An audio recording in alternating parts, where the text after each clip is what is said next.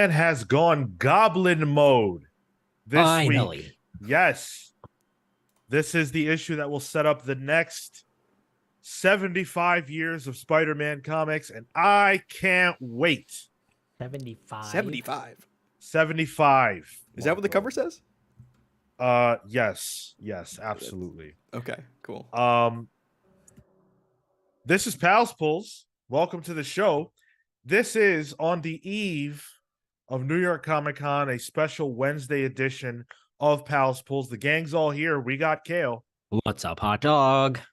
Marco. Tyler. Whoa, I didn't know we were in D Block right now. Jeez, hi. How's it going? And I'm Sean. We also have five Count them? books to talk about this week. The aforementioned Amazing Spider-Man number 35, the Goblin Mode cover, if you were watching us on YouTube. Horrifying cover, I gotta say. Yes, for more than one reason. The Superior Spider-Man Returns number 1. Oh, who's that cover? Come on, give it to me on this cover, please. Yeah, who's that? Is that I Aaron have Cooter? no idea. I think it's Aaron Cooter. Is it? It says Leo Killa. Well, Oh, if your name's Leo, Nin- watch out. the Ninja Turtle foe. Leo Killer. I don't know why that popped me so much. Donatello Smiter. The Avengers number 6. Still with that, huh? Batman City of Madness number 1, a new Black Label release. And the Bat listener label. picked the listener, yeah, exactly. The listener picked this week Wesley Dodds Put a big Sandman. big smile, Sean. Come on. Thank y'all, babies. Thank y'all. We're Y'all gonna did have us to right talk. this time. We're gonna have a conversation about how that unfolded. We're gonna get into that. Don't you even Ooh, worry. okay. But let's kick things off with Amazing Spider-Man. And let's kick things off with my pick of the week. Go ahead, Tyler. Oh no, I don't have anything. I was just gonna say it was generally a good week in my opinion for books that we read. I don't even know if I agree with that, but Yeah. I'm gonna say that Amazing Spider-Man just gets better and better every month. This comic book is just better and better. First of all, Patrick Gleason did such a good job on this arc. So good. It's been a joy having him with the team for this particular arc.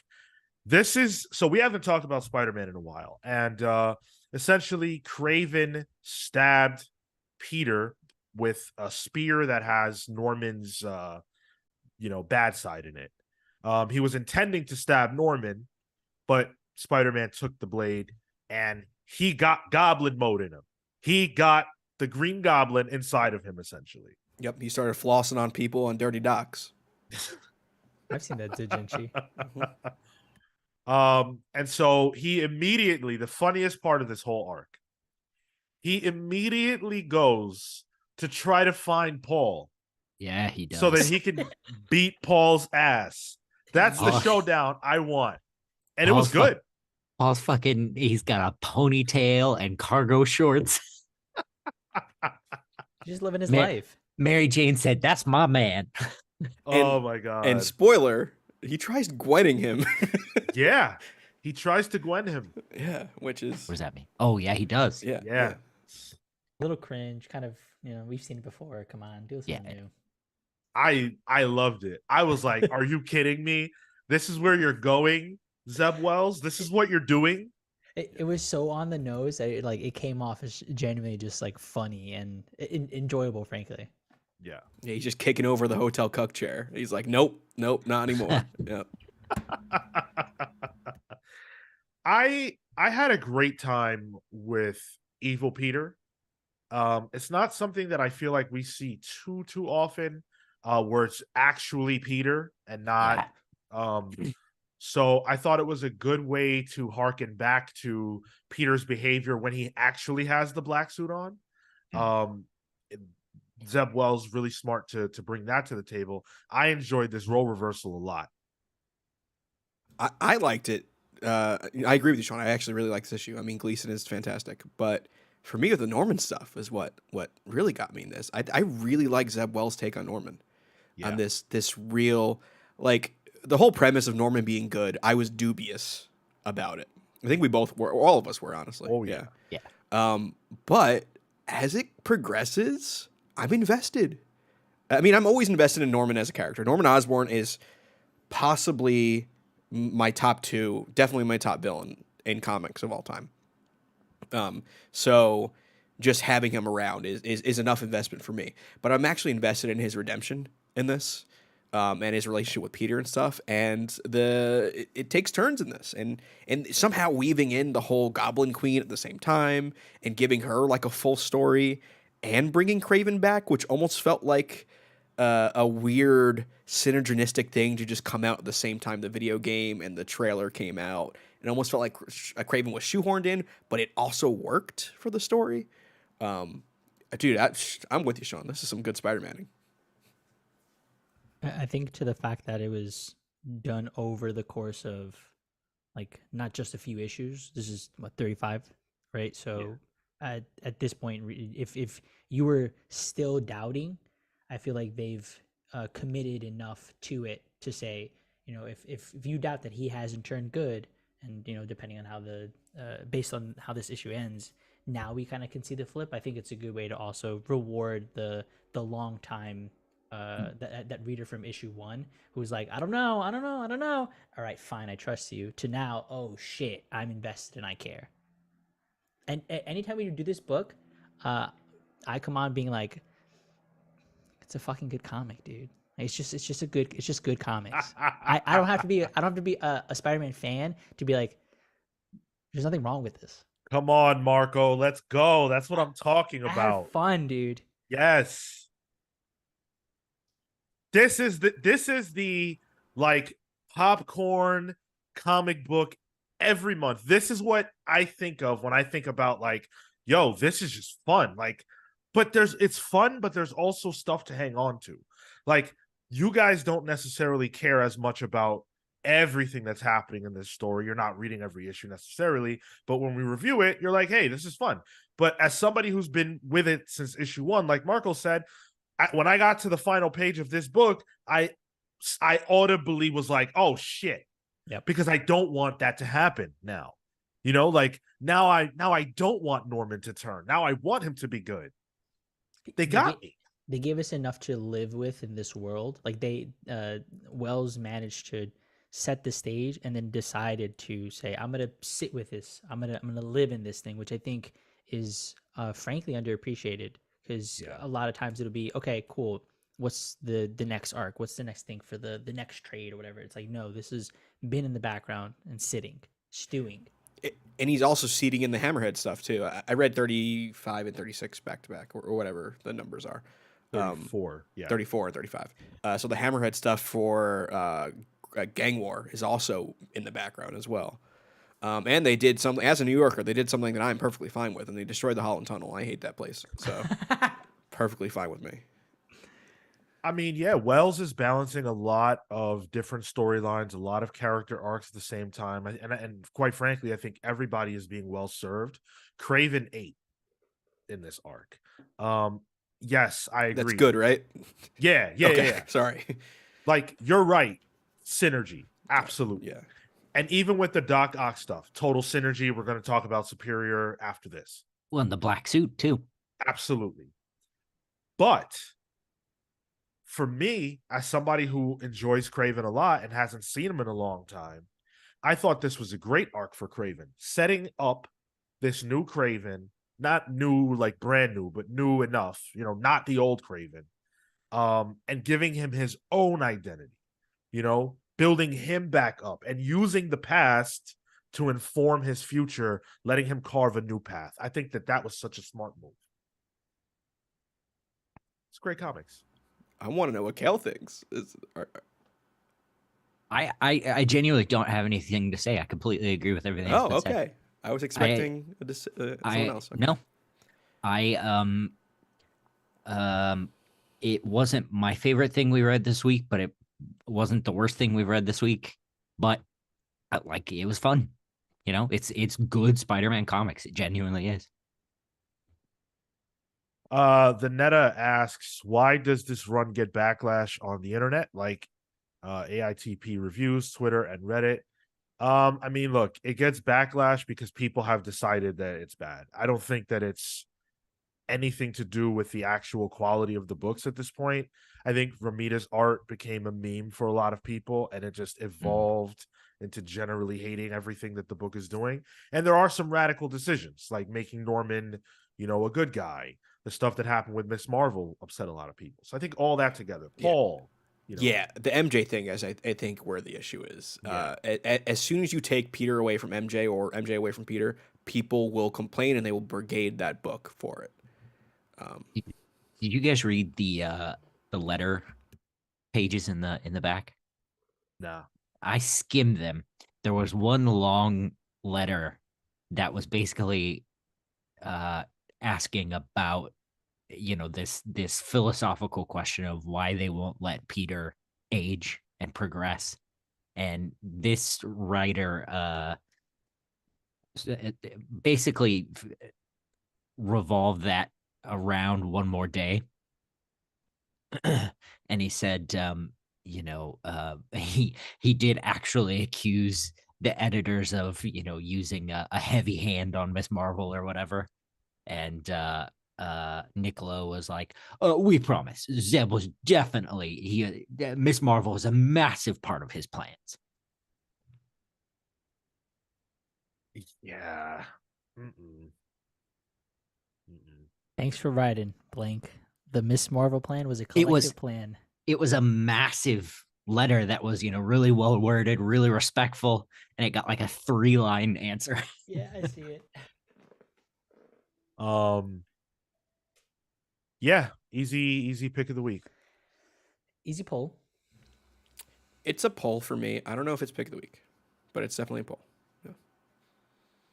Yeah, if you want to read a Spider-Man comic, it's a poll. Hey, loving seeing all these names in the chat. Thank you, everybody that has joined us. You guys are fantastic. We appreciate you. As we said at the top, we've got a full week coming up with New York Comic Con coverage. Thursday through Sunday, Marco, Tyler, and I will be at the event, doing interviews, speaking with creators that you guys love, taking pictures, social media stuff. So you guys can follow us everywhere that you guys know us at the Comics Pals, and there will be stuff on those platforms for you guys, including patreon.com/the Comics Pals, where I'm going to be blogging every day about our experience at New York Comic Con, and you will be able to read it for absolutely free. All you have to do is go to patreon.com/the Comics Pals, and those posts will be unlocked for you Thursday through Sunday. So come hang out with us over there for that. If you want to watch us live, today is Wednesday, but normally you can do that every single Thursday at 6 p.m. Eastern on youtube.com/the Comics Pals. Saturdays at 10:15 a.m. Eastern for the main show, except this week. This week, we're going to be doing things differently because of New York Comic Con. We'll be live Sunday night. I'm not exactly sure when, but somewhere between 7 and 8 p.m., something like that. We'll keep you guys posted on social media, on our Discord server, which you should come join and hang out with us over there. Always having a fun time. Quick reminder also about the book club, which we are doing the next book club October 30th. It's going to be live for the first time ever. Can't wait. And we're going to be talking the Long Halloween. So a trifecta of good news. It's going to be fun. Make sure to hit the like button. Hit the like button. Leave us those likes. Yes, we don't do a draft on here, but it helps us anyways. And lets YouTube know you guys are enjoying what we're doing here. So hit the like button. Super chats are open as well if you want to support your boys. That is one heck of a way to do it. Let's talk about the Superior Spider-Man Returns #1. This is by Dan Slott on the story only, which surprised me. Why? That was typical for some of the Superior Spider-Man issues as well. Yeah. Yeah. Okay. With I didn't Christos know Gage as the actual scripter. Yeah. Okay. Yeah, wasn't that a big feature of that Marvel documentary that made controversy or whatever a year or so ago? The Disney Plus one where Dan Slott was like, yeah, and then Christos Gage just does Yeah. yeah, and he's like, I can never get Just anything like- on time. Yeah. Yeah. We also have several pencilers: Mark Bagley, Ryan Stegman, Humberto Ramos, and Giuseppe Camuncoli, with inks by John Dell, J.P. Mayer, and Victor Olazaba, colors by Edgar Delgado, and letters by Joe Caramagna. Now, you guys like this cover, right? This pretty cool cover. It's Ken Lashley, all right by cover. the way. Ken Lashley. Oh, okay, cool. Yep. Nice. Ken Lashley did this cover. Thank you. To me, this cover is the best thing about this book. Whoa! think I Holy agree. shit! Wait, I what? think I agree with you. It's a good cover. Come on, Tyler. It's a good cover. But I did like some of this issue. Yeah. This was almost too much of a dilution of what Superior Spider-Man was. In the sense that we joke about Dan Slott and Christos Gage being on it, but then you have literally pretty much every artist that was on Superior Spider-Man in this 4 pages that made no narrative sense as to when it happened. I mean, you got everyone's there. It's like Smash Bros. Everyone's here, but there's too many cooks in this kitchen. I think. You felt the art differences? Yeah, I did, and in a good way, and a bad way sometimes. I thought they were fairly smooth, but they weren't where I wanted them also. Hmm. Like, I don't want Bagley near Superior. Like, as far as I remember, he was not. I don't want working on Bagley. Superior. Wow. Damn. So that was weird. But like once we got to like the Stegman pages, I'm like, hell yeah, this is what I remember Superior being like. That was good stuff. But I also think narratively, it tried to recap all of Superior Spider-Man, and it took too many pages to do. And I think that limited its enjoyment because I was already tired, by the time it was a third through the book. I felt the opposite of that. I have no familiarity with that era, and so the condensed version I thought worked very well for me, where I didn't feel like I needed the baggage to know the things. It was very just like state fact. This is what happened, and I know just by osmosis. Oh yeah, Doc Ock was in Spider-Man's body. Fine, fair enough. That's where I'm gonna start, and that's all I need for the rest of this issue to focus on that. You get your little cameo villain here and there, and the immediate difference in character I thought was felt. Like, this is not Peter. But that's the problem. Oh, are they supposed to feel? Well, by the end of Superior, Ock has realized how to be Spider-Man and why Peter is Spider-Man. And the things that Peter Parker has to go through because he's Spider-Man. And he continually puts himself in these positions to be Spider-Man. And why he does all that. And the Superior storylines, basically, since Superior ended, have only focused on, well, Doc Ock's an asshole, and now he's in Spider-Man's body. And it just completely erases the good part. Similar to what's happening with Norman Osborn in Amazing, where there's a redemption going on. There's actual character growth. That was the good part of Superior. Watching Ock realize the good parts of Peter and kind of coalescing that within himself. This is just like, can it, you dolt? It's that kind of Doc Ock, where it's just Doc Ock with a Spider-Man skin on. Which, whatever. Yeah. That's fair. This kind of comic exemplifies why I did not want to read Superior. This is what I thought Superior would be like, and I was like, I don't need this.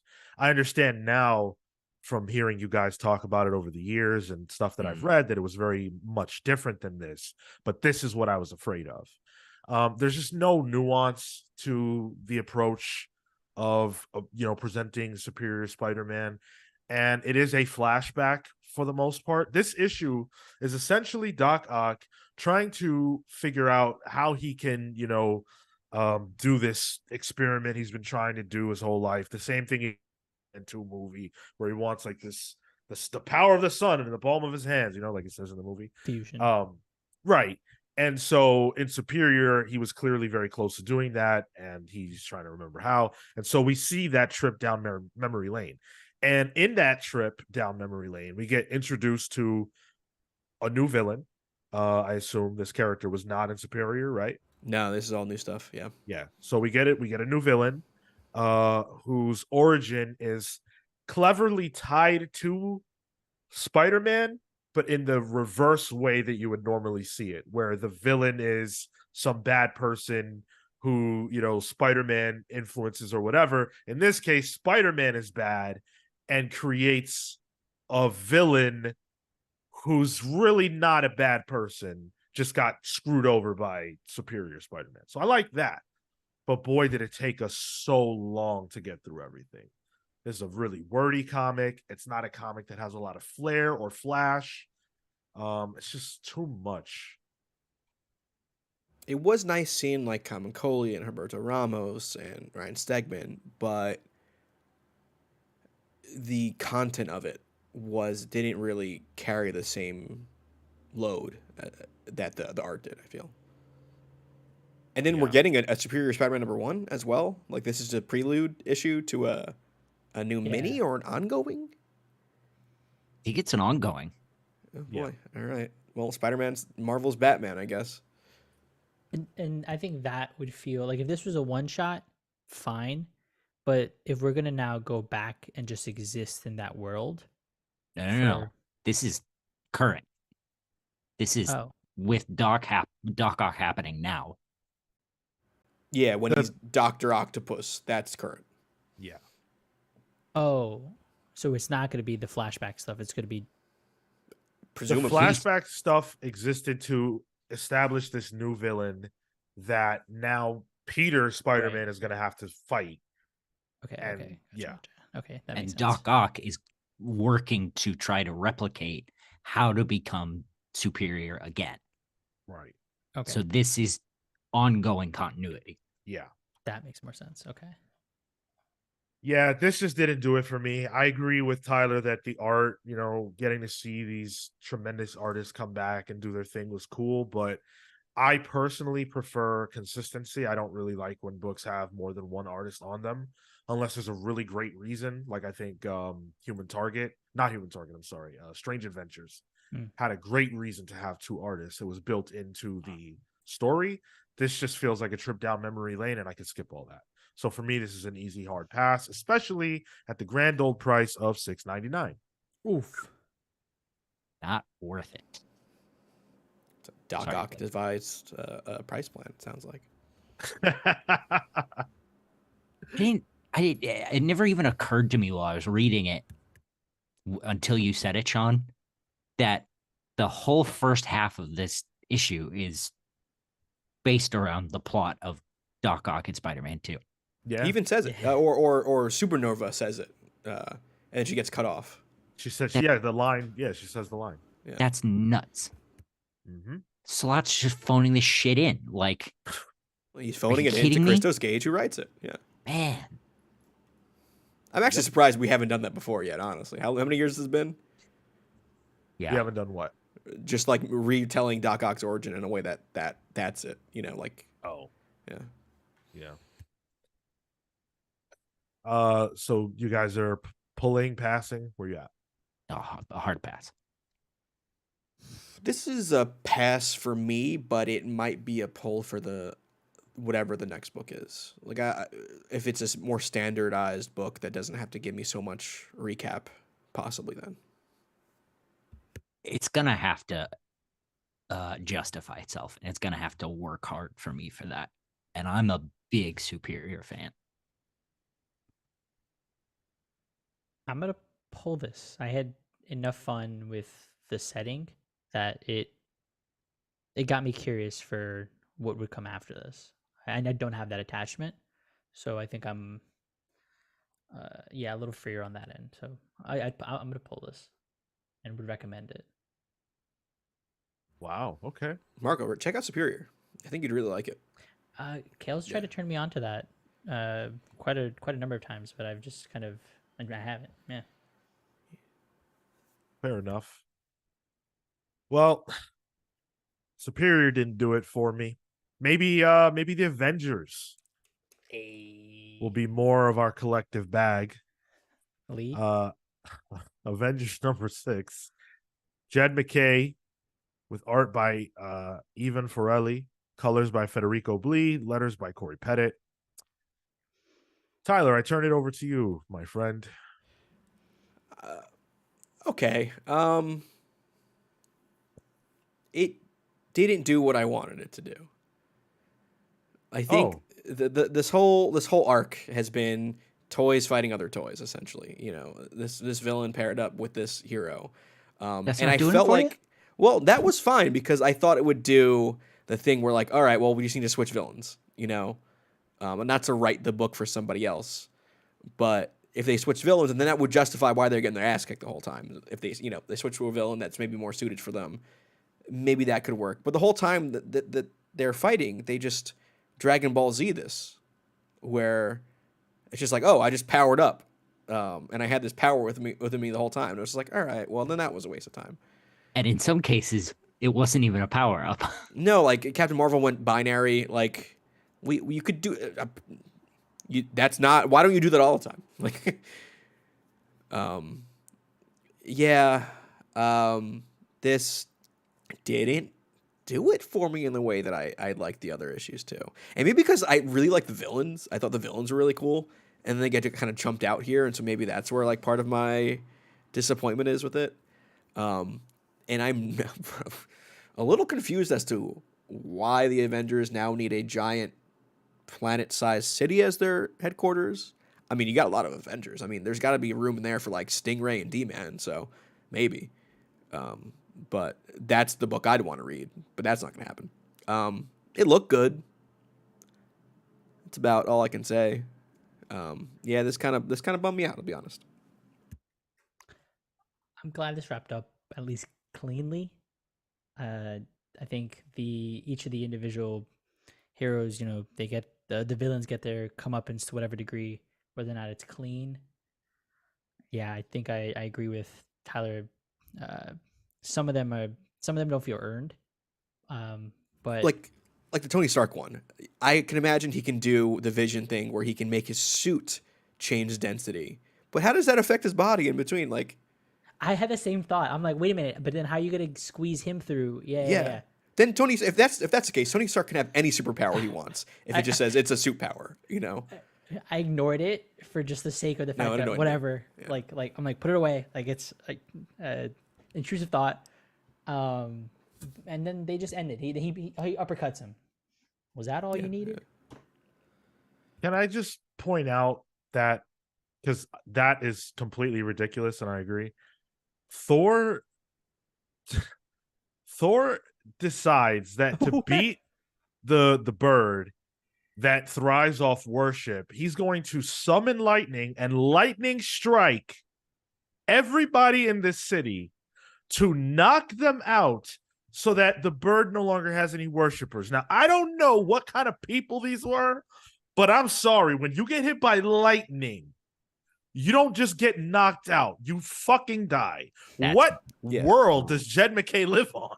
Well, brain damage. Even if it was like, you know, low grade electricity, somebody there had a pacemaker that's just dead now. You know? There's no doubt that just by them falling and hitting the ground, that several people didn't just die. If I accept that it's just magic lightning that doesn't insta kill you. Somebody there is not going to be able to speak Italian when they wake up. I thought they were the Avengers. These people are catching bodies. Thor killed today. Thor killed. Yo, I was really excited for that page because it was a cool page. He's like, I control thunder. I'm like, where? That's awesome. You're gonna strike. Wait, what? Couldn't he have just rainbow bridged them away? Sure, yeah. I'm sure he could have done 50 things. He could have called Nightcrawler on the phone. Like, this is a dumb. Whoa. Spider-Man. Right. Yeah. Like this is I don't understand how we just read 4 issues straight with no break at all of the Avengers fighting new villains who were otherwise cool. And the only thing that causes them to lose is the fact that the Avengers decided to win. That's it. It's not like they were like, okay, let's swap villains. Yeah, they know about me, Thor, but they don't know about you. You fight this one, I'll fight that one. Exactly. They didn't even do that. It's just like, all right, I'm the Vision, yeah, but I got Ultron in me. I got that dog in me. Yeah. Have a taste. Just That's it. Switch Scarlet Witch with Thor, then like nobody worships Scarlet Witch. Everyone hates her. Yeah, Vision could be where Iron Man is. Like Right. Do that. Have the ship beam everybody up and replace them, and then now they go in. Something simple. It's not rocket science. It's comics. Why did we just do this? Why did we read this? What happened? Somebody help me, please. The Avengers got a new city planet. Yo, Yes. that was kind of hype. That's it. Over OP, but kind of hype. Hickman gave them a world. Like, what? I also like how it's Sydney, Australia. It still just has zombies everywhere. Like we didn't fix that. I mean, that's Australia. That's what's Yeah, happening right, down there all the time anyway. Wait, no, I thought they got transported to Antarctica or something. No, she only transported the one dude because there was no I thought bodies the there rest for him to of it- control. I thought that was like all of it became illusion. So like she had I don't already know. dealt with. I assume they were actual corpses because of all the different graveyards that are in Australia. I don't know. God, that was 5 issues we did that with. Which is a shame because like the first 2 issues were I enjoyed. Oh, actually, I enjoyed most of it. But yeah, I feel redeemed. I feel vindicated. I feel redeemed. Shut up. I'm sorry. Listen, you two haven't been here while Sean and I have had to put up with reviewing this. Kale. Huh? Ooh, ASMR. Thanks. Atomic Hound says, "Are we in a post Super Assemble Team era, ensemble team era? Avengers, Justice League, etc. They are either not publishing or are boring." Get the right people for it. Al Ewing is doing an amazing job with an ensemble team on X-Men Red. Yep. I think the trouble is that mostly they're boring. Like, we've been talking about Titans a lot recently, because they're supposed to be the premier team. And what I've been saying is page 1, they should have knocked Trigon out and leveled them up. But nobody wants to do that. DC won't let that happen. So I actually want to stop this conversation because this is definitely a main topic worthy type thing. So Again, we're just gonna have this conversation. Thanks for another the day. content feeding there. Appreciate you, Hound. Always good for a conversation piece. I thought that the art in here was cool, but it really reminds me of like early 2000s Marvel in a lot of ways, and I'm not interested in that, to be honest. It's not bad, but it's colored that way, and I can't stop thinking about it when I read this book, and I don't want that. I will say it is nice seeing Imminent covers though. So Agree with that. Wish that was what the interior looked like. Oh man, Imminent's the goat. The goat. Tears weren't that bad. Little cartoony, but yeah, the art. I didn't mind the art. I don't say it's bad. Yeah. No, I don't say it's bad. It's not for me. sure. Okay. And it's CF Villa who started this book. I think is a more Avengers level artist. Yes. But even Fiorelli, I think is fine. But again, it doesn't feel like the book itself doesn't feel like the Avengers book. There's only one Avengers book right now. Well, and then there's the Al Ewing one with Wasp, whatever that is. They let Al play with his own toys. It's not That's an fine. Avengers book. Yeah. Right.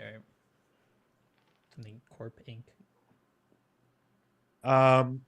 This is what I was afraid of with this run of Avengers. I was really afraid that after all the years that I couldn't read Avengers, that Jed McKay would not be for me either.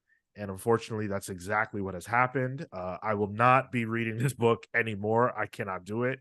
I'm out on this. A hard pass. Hard pass. Did anyone read the backup story? I mean, Yep. I skimmed it. It I was skimmed it too. Yeah. pointless. Pass this, but this means a new arc, right? That means potential. For who? For the reader, Kale.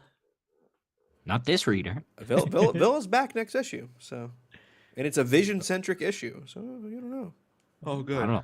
I don't like Vision that much. I'm sure I'll love it just as much as I love Tom King's Vision book. I'm sure it'll be that good. Can't miss. No airballs. I gotta check out Jeff Johns' Vision book. I just learned that was a thing. That's probably pretty good. Yeah. Normally, Christian Ward is a must-see artist. And Chris Ward has been given an opportunity to do something that is pretty rare these days, which is to do a Black Label book. Not a lot of creators get those opportunities, and Christian Ward got to write and draw this one. First time I've seen him on writing duty. Right. He did a I feel like he did an image book not that long ago.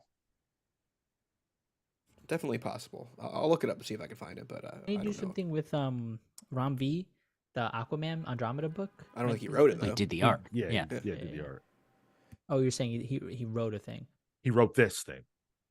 Oh, No, but Kale saying that. And an image book, yeah. Gotcha. Okay. Okay.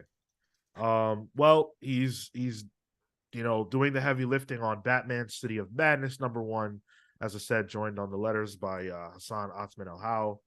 And this is a book that is showing us a Gotham that is different.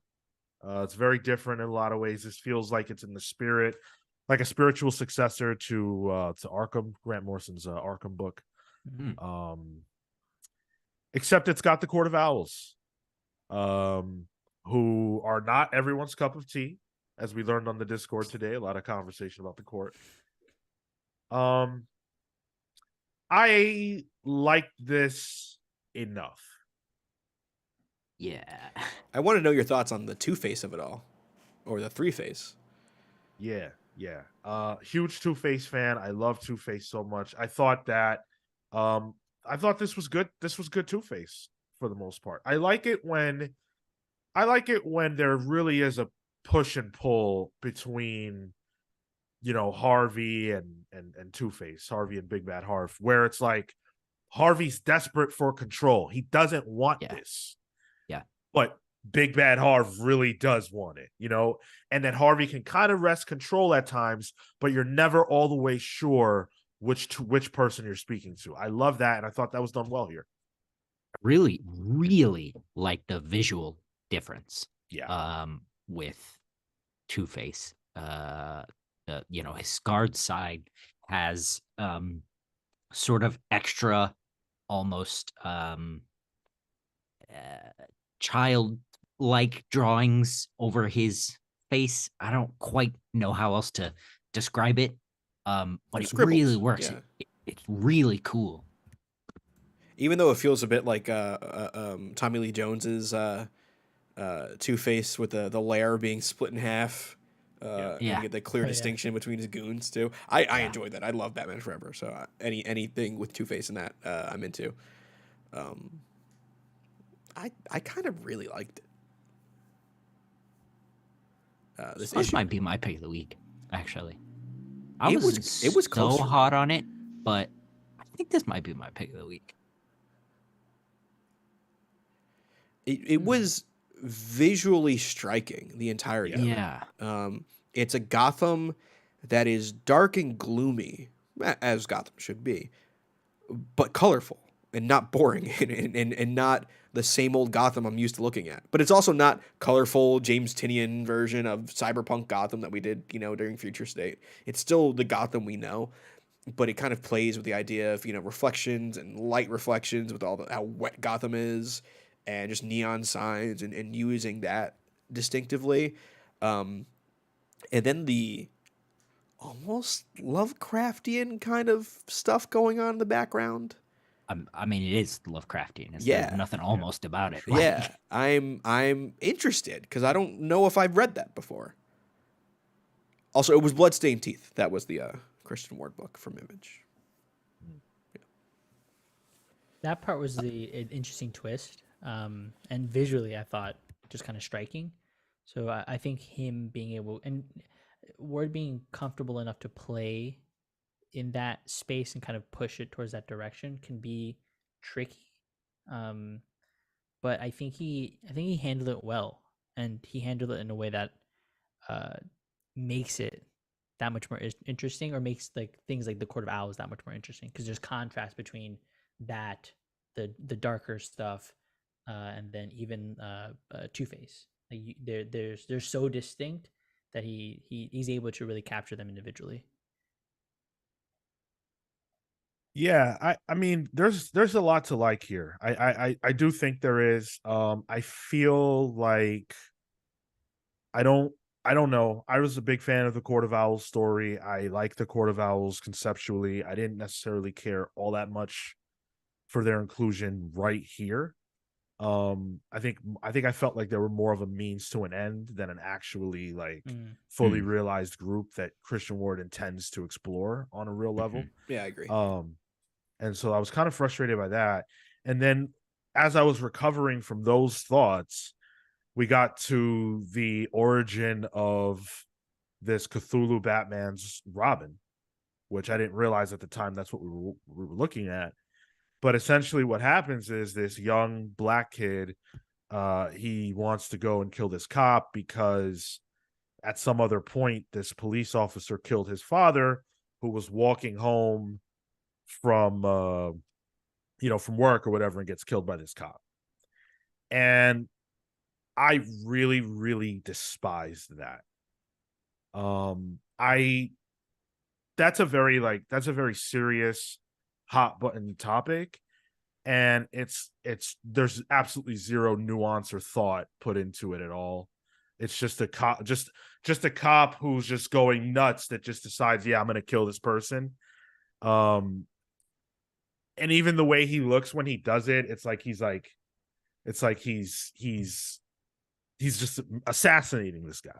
I read it as he saw the cop with the terrible trio doing some kind of drug deal, and the cop was just covering his tracks.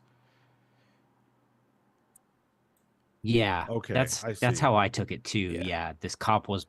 I took it as he was part of the terrible trio. Yeah, I see. Yeah, it just evokes things that I feel like this book isn't interested in talking about, and so if you're not doing that, then don't do it.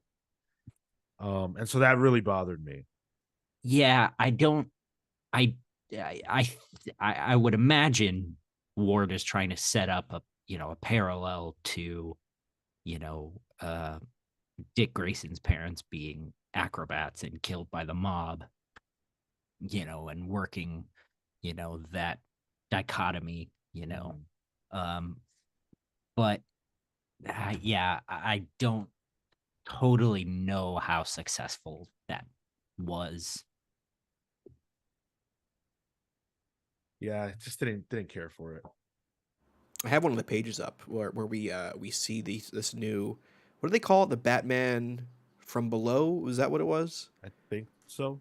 Yeah, or the Bat from Below. And the panel work was really nuts. It reminded me of Christian Ward's work on Black Bolt, which, if you guys haven't checked out Solid and Ahmed and Christian Ward's Black Bolt, it is phenomenal. Very good. Yeah.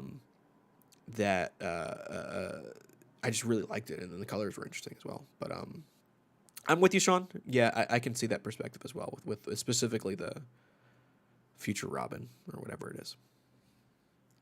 And I think with the Batman Below, like I'm interested in it, but it's only so far, because I'm kind of tired of like, oh, it's Batman, but it's bad, Does this one laugh? We're starting to cross that evil Superman threshold that right. It's like, okay.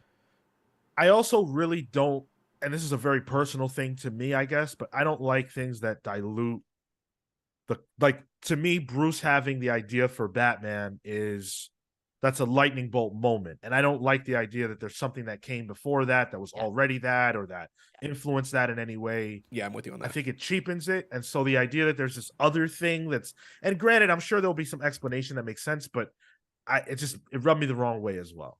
Like Grant tackled it a bit with Barbados or whatever, but I'm with you, Sean. I don't like the fact that it's always ingrained in Gotham of this Bat protector since the Stone Age, really. Yeah. Yeah.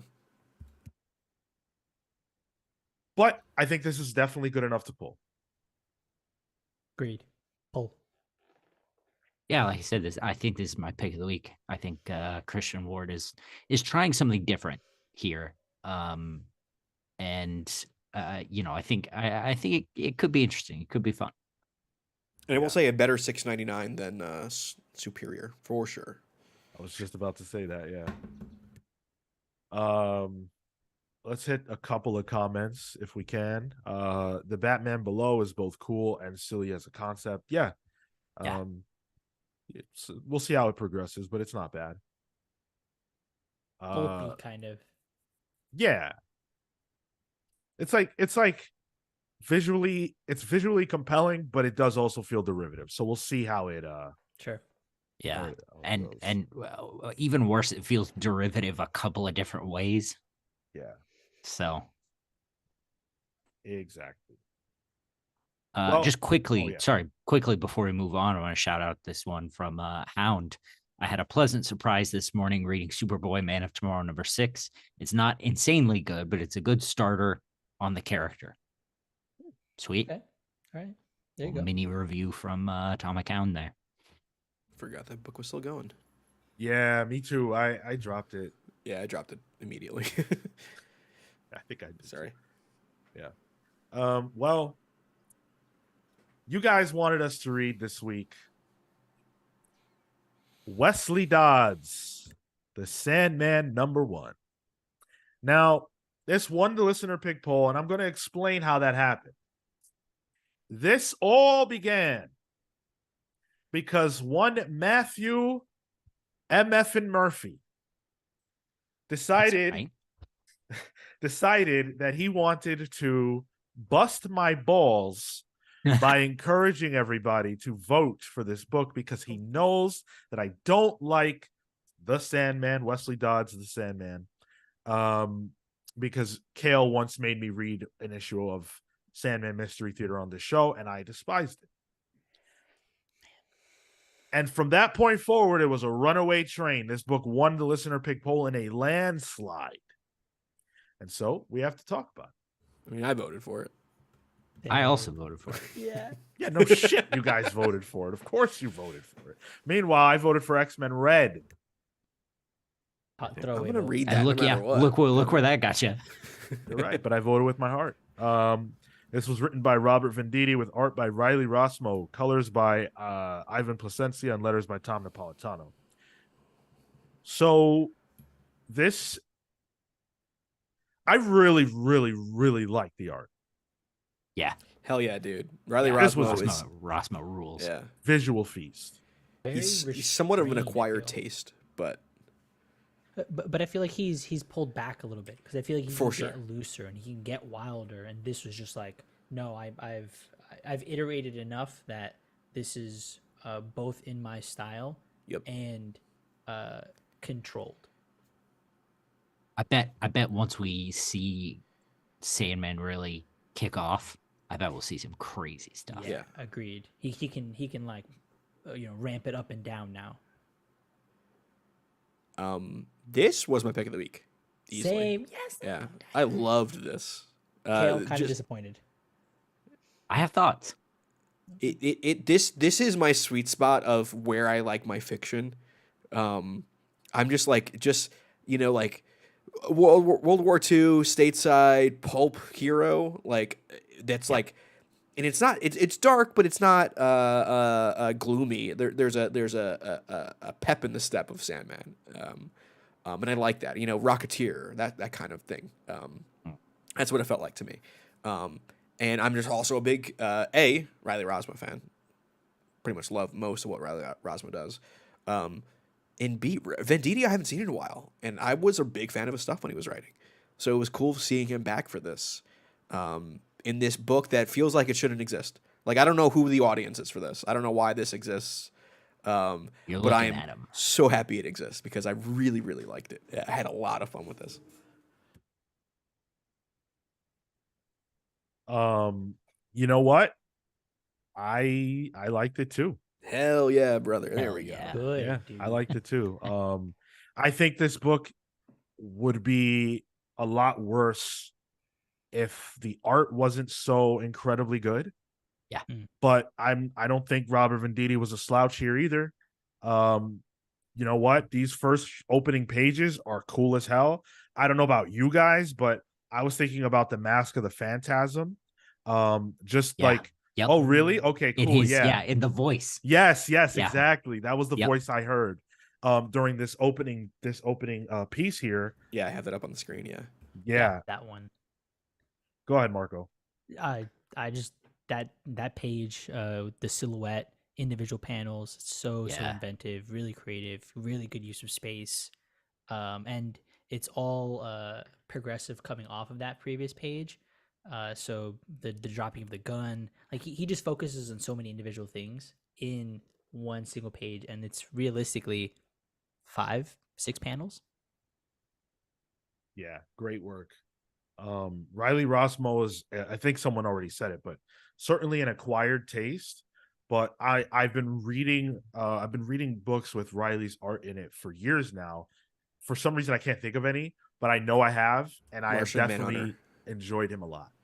Yeah, the Martian Manhunter he did with Steve Orlando was probably Yeah, his big, yeah, like, that's oh, one of wait, them. look at this guy. He also did some Constantine stuff as well. Yeah. Oh, yeah, Good yeah. pull, Tyler. Damn, that's like right after. Is that Rebirth? New 52. Yep. I'm a big Riley Rossmo guy. He's a draw love for me. his stuff. So, yeah. He's an artist that I absolutely want like a Swamp Thing from. Bro, yeah. How cool is this Yes. this panel right here? It's a panel where Pow. the Sandman is socking some dude, and it's just this really cool splashy pow sound effect over it. Just so cool. Yeah, and I liked the voice of Dodds through this, and the cast. It felt like it felt like you got to explore this city and sections of it and people of the era without feeling like, all right, we're going from this thing to the next thing. It all felt very organic and seamless. Oh, Kale. So, Venditti was actually my problem with this book. I'm not crazy about Venditti. Just something about his style has just never worked for me. I think I first read him post John's on Green Lantern. And I've just never been able to, get the hook. So I found while I like what Tyler said, especially about this being of an era of sort of pulp storytelling that has a pep in its step, as you said. The Sandman Mystery Theater stuff is very, very, very horror noir. And I knew this wouldn't be that, at least at this point, but I sort of felt like Dodds came off as a bit of a weenie.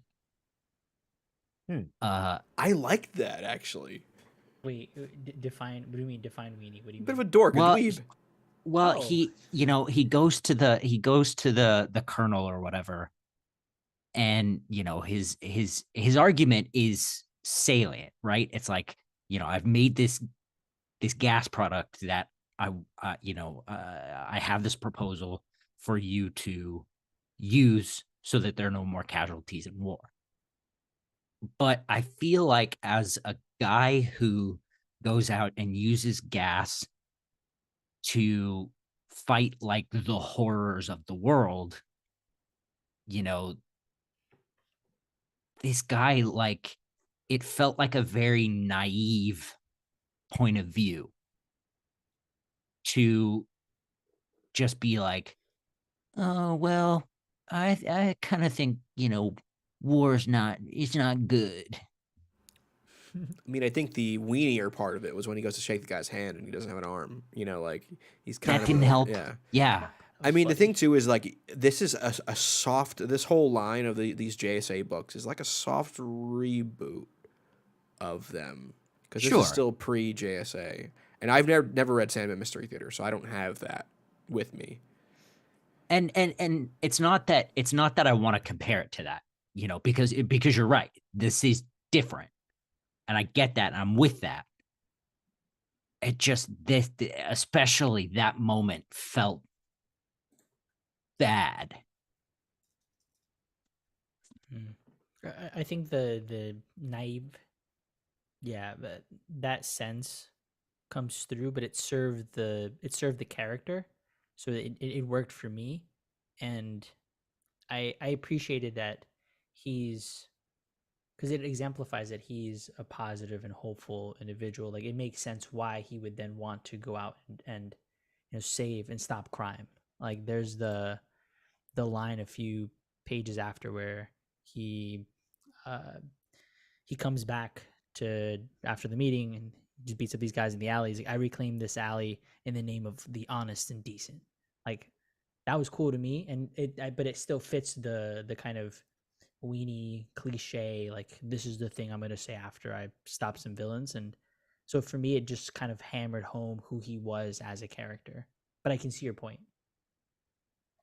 I really liked that aspect of this book, actually, because it's different. I feel like I never really have seen a character quite like this.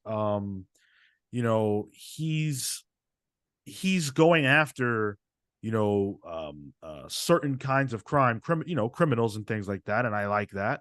But he's not a big tough guy.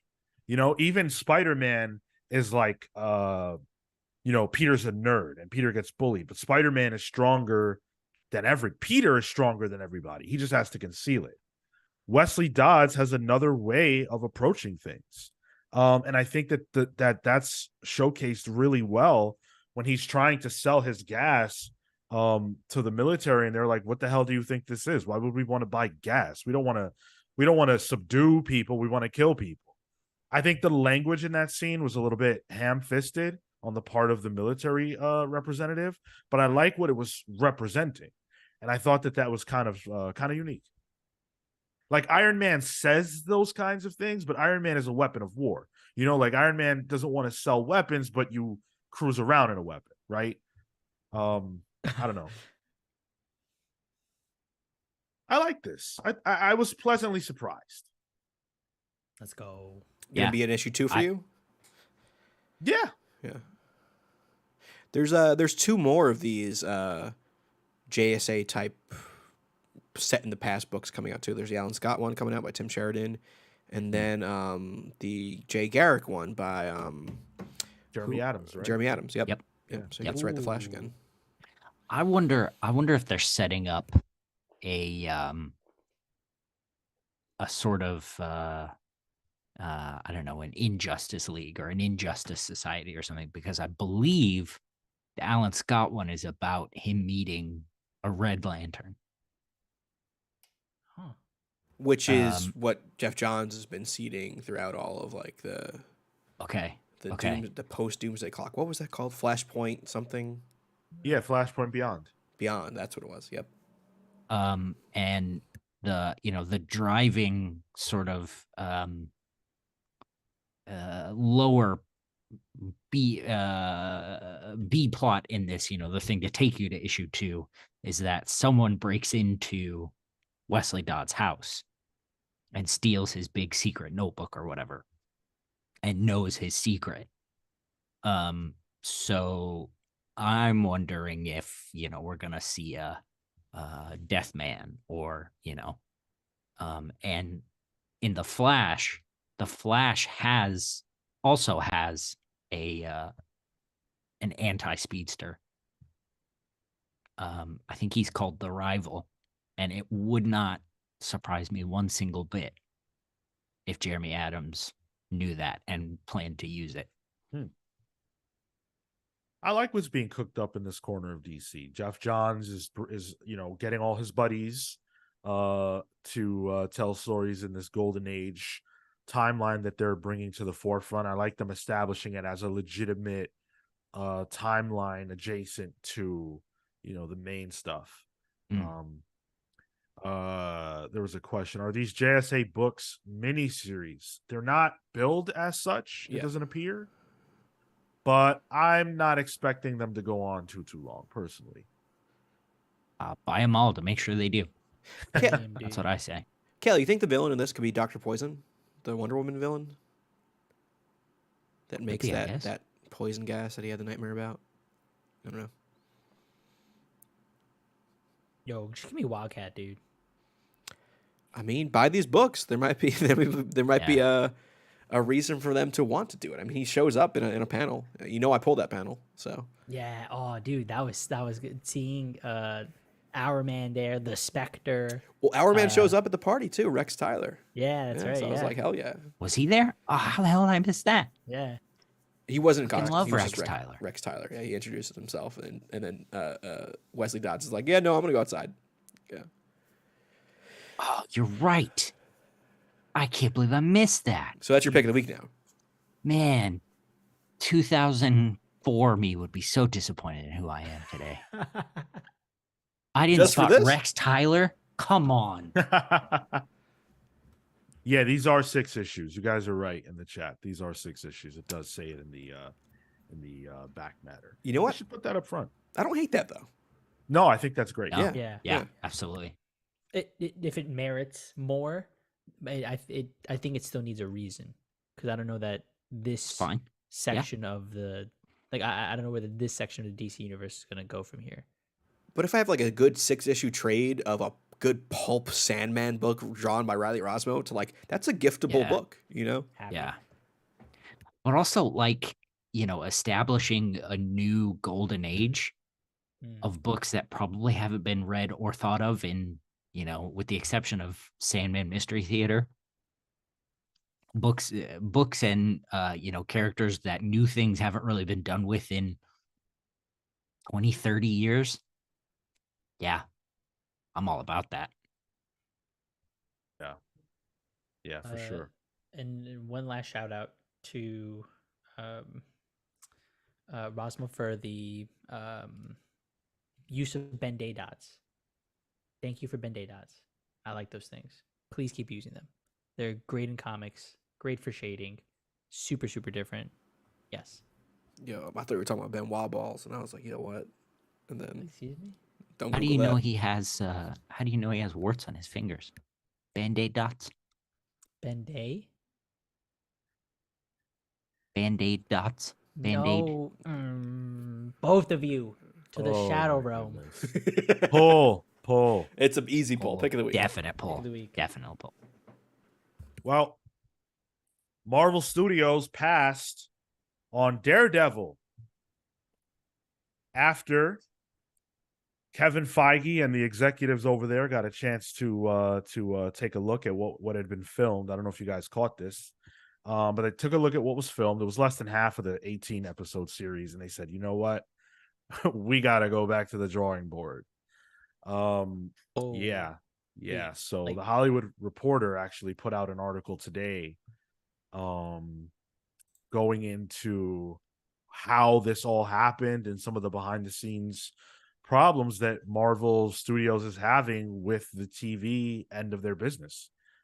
I was pretty surprised by this because normally Marvel drama, if there is any, stays private.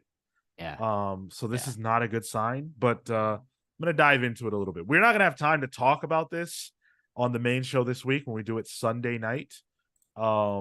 So I thought we would talk about it here a little bit and dig in. So Daredevil hits reset button as Marvel overhauls its TV business. That's the headline of the Hollywood Reporter article written by Boris Kitt. which basically delves into the fact that Marvel looked at what they had for Daredevil, said it's not working. They fired the head writers, Chris Ord and Matt Corman, and the directors who are going to direct the remainder of the series. And they're going back to the drawing board. Apparently, it was so rough that Matt Murdock doesn't suit up until 4 episodes into the series. That's Not bad. insane. Oh wait. What do you Ryan, mean? To a normal Marvel fan, that's insane. Yeah. To I me, think- that's insane. If you buy a Daredevil comic, what do you expect to see in that comic book? I'm a fan of Built. Charles Soule's procedural lawyer Daredevil or She-Hulk comic, so I wouldn't mind that. But Which is he what was it seems Daredevil like. also. Sure, yeah, sure. It didn't but- take 4 issues for Daredevil to appear. We get more suited Daredevil in She-Hulk than we will in season 4 of this Daredevil. Yeah, like that's insane.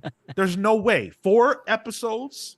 What I was reading on X, never mind. What I was reading on Twitter was that some of the previous writers of Daredevil were like, yeah, we didn't realize till late in the game that a procedural does not work for this character if you're trying to do a law procedural, which I think they might have been, because they were filming this show at City Hall extensively near me. So like they were there for a week, and I was trying to get on set, and apparently it was too hectic there for me to get on set. So I wouldn't be surprised if they were trying to do that, and they also realized too late in the game, like, oh, this is kind of boring. This is not what an MCU audience will want. They don't. MCU audiences don't want Ally McBeal. They want Loki. You know. I think that's an unfair assessment. I don't think that it's reasonable to think that there's going to be a Daredevil show without Daredevil on it for 4 episodes. I think that you can have both. We got aspects of that in the original show. Yes, it was mostly suited up, but we also saw a lot of Matt Murdock stuff as he was coming up, as he was a lawyer, as he was learning martial arts and all that kind of stuff. So it mixed in his personal life very well. It just seems like because these shows are not built as shows, they're not built out traditionally, Marvel Studios does not know how to do that effectively. Yeah, I was gonna say the real issue seems that Marvel does not know how to do TV. Yeah. It's almost like there's 100 years of history of a medium that Marvel was just like, we can do it better than this. Fuck it. The executives know, okay? They Quick know shout now. out Go shout ahead. out to Gilmer for his quip, Daredevil never to be born again. It's good. I'm sure that this series will come out and be okay. I'm glad that they're taking a step back and saying, okay, let's reevaluate what we're doing here. And it looks like they're not just reevaluating this show. It looks like they're reevaluating their approach in general, because this article talks about how Marvel Studios is now going to be embracing something called showrunners. That's a time-honored tradition. Fancy in that. television, where you have a person who is spearheading the project, who makes sure that every episode and every story beat is laid out appropriately, and that everything is consistent and makes sense, and arcs out correctly. I think one of the primary critiques of Marvel television shows is that they don't arc out correctly. There's just a way that television feels right, and I think most people recognize that Marvel Studios television shows don't feel right. I feel like the Netflix stuff, with the exception of the first season of Daredevil, also feels like that, because most of our reviews of those programs were, there are these filler episodes that don't do anything, or there are episodes that trail off the series that don't add to anything. Did you guys review all the Netflix shows? Yeah, we did. Oh boy. Yeah, I think so. And each season as well. Oh, Yeah. We did 3 of Daredevil, 1 of Jessica Jones, 1 of Luke Cage, and Iron Fist. Oh, you did Iron Fist? Yikes. Did Iron Fist, Punisher, and then the Defenders. Okay. So yeah, all of them. I mean, I would argue TV does have filler episodes. That's natural for TV sometimes. Yeah, but these were especially egregious in that common critique of, the story is over in 8 episodes. Why are there fair. 10? Yeah. In this Daredevil show, Born Again, is specifically a 12 or 18 episode season, right?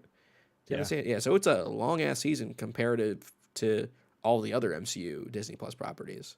You gotta visit all the other, gotta see where Falcon's at. Gotta go hook up with She-Hulk. The fact that the fact that they're doing a full on, let's just redo it, as opposed to reshooting, makes me believe that this doesn't matter for the larger MCU scale if they can ditch this and potentially delay it indefinitely.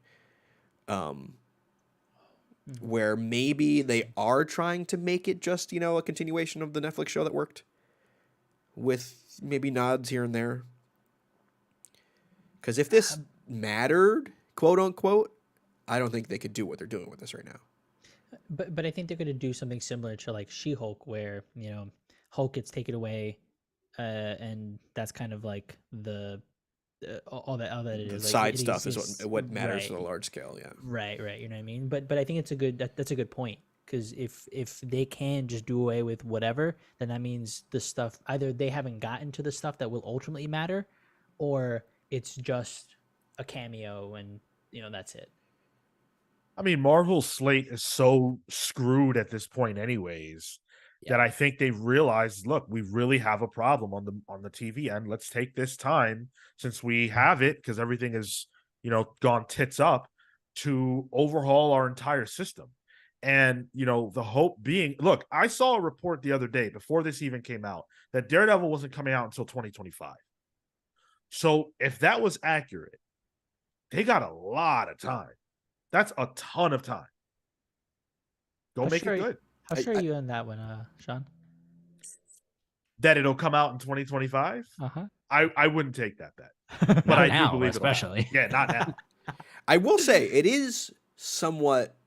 It does feel good that it seems like they realize this is important, and they realize the importance of Daredevil, that they're willing to eat 25 million to just redo this. So it's like, all right, as a Daredevil fan, that at least feels good. It's like when a game that gets delayed, like a video game gets delayed, I'd rather a delay than them rushing something out.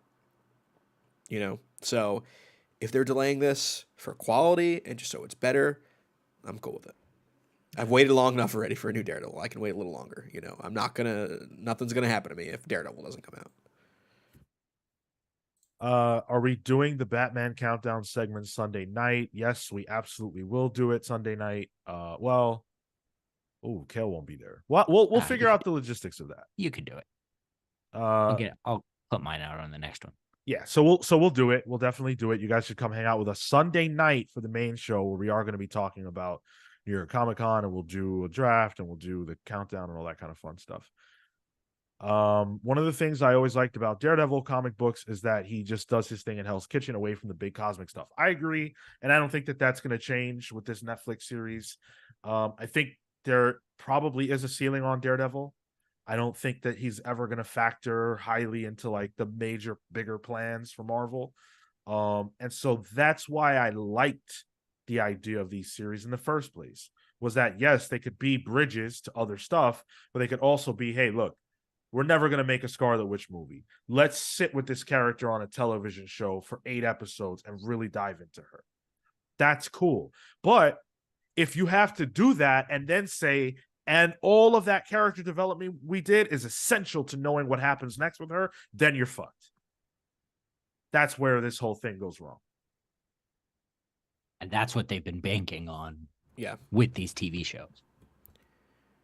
And like it's not worked. Like a Wonder Man show interests me because it's Wonder Man. You can't do a big budget movie with Wonder Man. But also, like, they want to have their cake and eat it too. Where like that Wonder Man now matters. You got to watch Wonder Man. Like, I don't know. Agatha has to matter, I guess, right? It's got Aubrey Plaza in it though, so yeah. And I also kind of feel like with some of these shows, it's like, why does this even exist? Like, who even cares? Like, for me, Moon Knight was like that. Yeah, like I don't know. I think they're in a weird spot, and I think they really deeply need to look at what needs to be a television show, what needs to be a movie, and how to separate them enough that there isn't. Because to me, Doctor Strange 2, that was an unforgivable sin. The Scarlet Witch aspect of that movie was egregious. I defy somebody to go watch that movie having never known about WandaVision and tell me what is happening with her and why she's doing that and whether or not it makes sense for you. She unlocked a couple things in me in that movie, though, but that's a different. That's for my therapist. Unlocked like you don't have an ex. Oh boy! Wow. There were other aspects to this article, though, that we can talk about and chew on a little bit.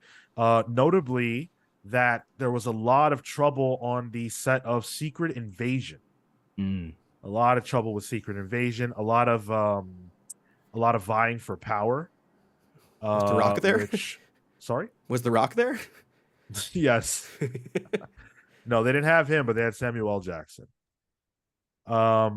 Apparently there were people who were trying to, get more leadership positions on the show and within Marvel Studios. They have a quote from an insider that says it was weeks of people not getting along and it erupted. So that's a really bad sign. We saw things that are weird, like the use of AI, which seems really off and strange. Yeah. Secret Invasion clearly was supposed to be, in my opinion, a part of Captain Marvel 2, and it got made into a show, which I feel backed up by the fact that Secret Invasion was being written by an individual who was then fired a year into his work because they wanted to go in a different direction. So the more I think about Secret Invasion, the more I hate it. It's egregious. This all sounds like early Marvel Disney stuff. Like the Edgar Wright Ant-Man cabal or whatever, that dictated which movies we're going to get, Yeah. But I mean, way bigger and way messier. People shit on what Jeff Loeb did with Marvel's TV at the time, but it was consistent and it was TV, Agents of S.H.I.E.L.D., Agent Carter, that stuff. I mean, I enjoyed a good chunk of it, but people were always like, "Oh, this isn't good." But like, if you had somebody at least, like, I feel like Feige is split too thin right now. He's stretched too thin. If they had a Feige for the TV side of things that can actually manage things correctly, maybe that's what they need. Well, but the problem is they're not making TV. Fair, yeah, they're making streaming, and whatever they think streaming is, it's just cut up movies, really. Yeah, they're making 8-hour fucking movies, like 16-hour movies. They don't have TV people. Yeah.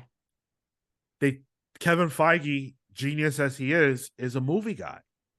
And also a guy who is really focused on said movies and probably not as focused on the TV shows. And I just feel like when you watch them, with a few exceptions, but when you watch them, they feel inferior. They don't feel like they're getting the same kind of love and attention. They feel like a redheaded stepchild in a lot of ways. It's a shame. Mike Clitoris in the chat is saying Echo Disney Plus is getting refunded. Couldn't even get through that. Jesus. Can't believe you said that out loud. I couldn't help myself. I tried. I couldn't do it. Yeah, I don't even know what you're talking about, Mike. Like, what are you saying? What's the wait. You gotta have the reaction. Ooh, controversy. Whoa. Oh man.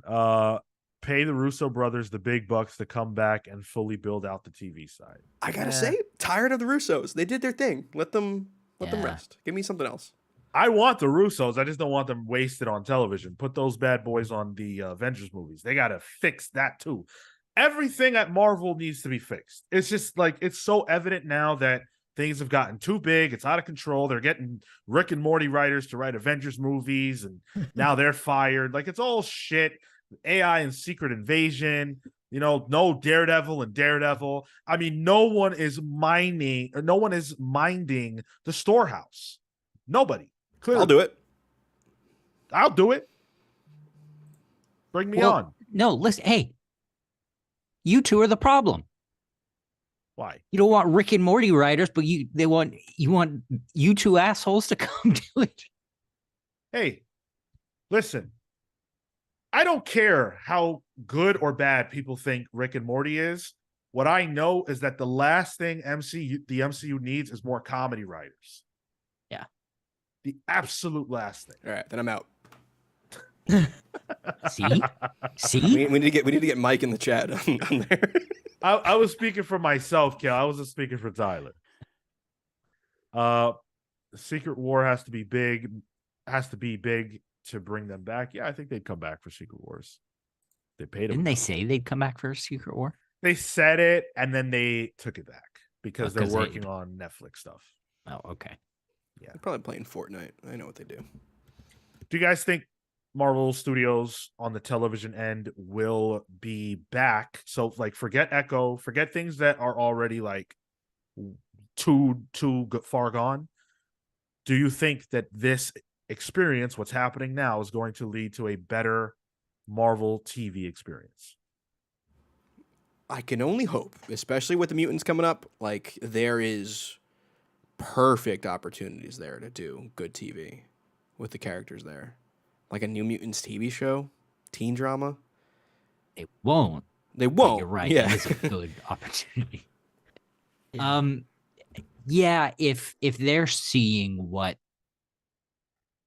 is wrong, you know, with Daredevil, and they're willing to go in and scrap it all, then with the intention of bringing in real showrunners and Bibles and you know, actual writers and showrunners and all that, like I think there is a real intent to right the ship.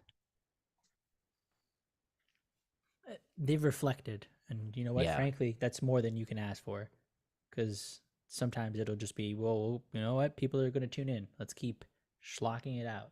But the fact that they paused, yeah, all right. You know what? I think I was about to say something terrible. I was about to say it couldn't get worse, could it? But Well, so you just went ahead and said it. trying to jinx it. I think the Neta's right in the chat. A Spider-Man television series would be a good thing. I've said that since the day we started this podcast. Nah. Spider-Man is a disagreed. teen drama. Period. I disagree as well. Cartoon show, sure. Listen, but you're both wrong. I want a barbershop TV show where we figure out who does Norman Osborn's hair. Like, we're going to do a Spider-Man TV show. That's what I want. You know what's going to be? It's going to be that barbershop from Luke Cage, that black dude that was the barber on Luke Cage. Oh, That's the first half of Luke Cage, that's actually good, and the second half is horrible. Yes, that's where Norman goes. Oh, you did watch our reviews. No, I just watched the show. Oh man, I think Marvel Studios will figure it out. I have a high degree of confidence in Kevin Feige. I think when you're talking about a decade plus of success, you don't look at a few bad projects or middling projects and think that the sky is falling. There are a lot of intelligent people behind the scenes, but I just think they need more oversight. I don't think it's that big of a deal. The oversight in particular. Yeah, exactly. We are New York Comic-Con bound. We are going to be having a lot of fun this week at New York Comic-Con. We're going to be there all 4 days. If you will be at New York Comic-Con, definitely say hello. Give us, a hug or a fist bump or whatever. We'll be doing interviews pretty much all day on Artist Alley. So if you're trolling Artist Alley, you'll probably see us. Give us a shout out. What's up? Well, we'll have shirts on. Like, it's going to be hard to not find us. So yeah. I don't wear shirts. I think you would do better with shirts off. I'd rather not. Look for the guys with the shirts off. I have way too little hair. But yeah, if anyone in the chat's there, if Mike Clitoris, if Ears you're there, are I'll give you a little flick. But you know, just if anyone who listens to the show, watch the show, is a fan, come say hi. Yeah. You'll be able to watch our interviews all weekend and thereafter. We'll be putting them up as soon as we possibly can. If there are people you want us to try to interview, let us know. If there are creators you want us to try and talk to, definitely reach out and tag them, tag us, make it happen, make that love connection. We love meeting new creators. Blog on our Patreon page. There's going to be a blog that will be totally free. Patreon.com/thecomicspals. You will be able to read our blog every single day, recapping our experience at New York Comic Con for free. Sean's Con blog? Is that what we're calling it? Okay. Con blog. Sean's Con blog. Yeah. Rolls off the tongue. Yeah, whatever you say. And it'll be a lot of fun. So hang out with us over on our Patreon page. Tyler, you wanted to give a shout out. Yeah, shout out to friend of the show, Mark Bouchard. Their first IP book came out this week. They worked on the Sonic the Hedgehog Halloween special, and I checked it out. Mostly, I mean, yeah, friend of the show, Mark's on it, and Mark's great. They're great. But this is actually a Team Chaotix Halloween story where they're on a detective case to help save some children who's had their candy taken away from them on Halloween. I'm a big Sonic Mark, where like I did like Sonic OC fan art as a kid, where like I did like a couple decisions away from being a furry. I guarantee you that's where my life trajectory could have been. But being able to read this, I was like, oh, this is just like heartwarming, fun stuff. But it did, like, reading it, knowing Mark wrote it, I was like, okay, it did. I can see that Mark wrote this. If you've checked out any of their other stuff, Yeah. But check it out. Great covers. I'm a big Mark, so I'm gonna get this weekend. Any of you guys Sonic fans? Yes. Yeah, dog. Love Sonic. Sean, we gotta find a copy at your Comic Con. I want to buy this physically. So Yeah, absolutely. I didn't realize somehow that it was out this week, so I didn't get it, but I will definitely pick that up. Is it Mark? Is Mark the only writer, or is it some kind of anthology? It's just Mark. Yeah. Nice. A one shot, right? For the Halloween special? Yeah, it's just a little Halloween special one shot. Yeah. That's super cool. Good for them. Lean on their way to writing Sonic full time. I know they want to write Shadow real bad, so Yeah. Shadow's awesome. I love Shadow. I keep telling Mark, like, if you ever write Shadow, give that guy his fucking gun back. That's what I want. Like, okay, cool, but why the fuck does he need a gun? He is. Did you ever play the Shadow game? No, It is horrible. good. One of the worst games I've ever played in my life. Even as a kid, I played this and I'm like, this is trash. Bro, I had so much fun. I fucking love that. I did all the trees. I did all the different paths, the good, the bad, the This middle. tracks. It sure does. I passed on it, but I don't know why Shadow has a gun, but hey, why not? They should give him a gun in the movies. Oh, dude, those movies are so good. Yeah. When Shadow popped up in Sonic 2, I turned to Jess and I went, Yo, dude, me too. 2H Shadow, oh my god. That was the last great post-credit scene, I think. Yeah, you're right. Oh god, the Werehog game. Man, Sonic has had a string of ass games. That game, not that bad. Here we go. So Marco likes the Shadow game. Word. And then you're gonna come out and defend the Werehog game, knowing What's that the one where garbage? Sonic kisses a human? Oh, 06. Yeah. That one's not good. Sonic Heroes, underrated. Oh, Sonic was great. All right, so this is not the Sonic Pals. It's Apparently the could Comics be. Pals. Also, before we close, I just want to say you guys should keep your eyes peeled tomorrow in the morning. I think you guys will get a really cool announcement tomorrow. It won't be about us. You'll understand when you see it probably, Oh. but something really cool is going to happen tomorrow. That's right. So Keep your eyes Healed. Or just go to Comic-Con Discord. related? Yeah. Just go to Discord, and you'll see Manny post it within seconds of it being announced. Yeah. Shout out We to gotta Manny. hire him as a fucking news poster. Dude, that guy is quick. It's insane. On it, real good. We're going to be on it all weekend at New York Comic Con. Stay tuned. Keep it locked to all of our content. It's going to be fun. We're going to have a great time. We can't wait to see you guys if you're showing up. And if you're not, we've got the best ticket in the house for free all over our social media, our Discord server, our YouTube page, youtube.com/thecomicspals. Hang out with us. Choose us for your New York Comic Con 2023 coverage. Patreon.com/thecomicspals is the best way to support your boys. We're always giving you bang for your buck. This week you're getting free bang, which is the best kind. Man, we're on it, and then free bang. This is a pause-worthy ending.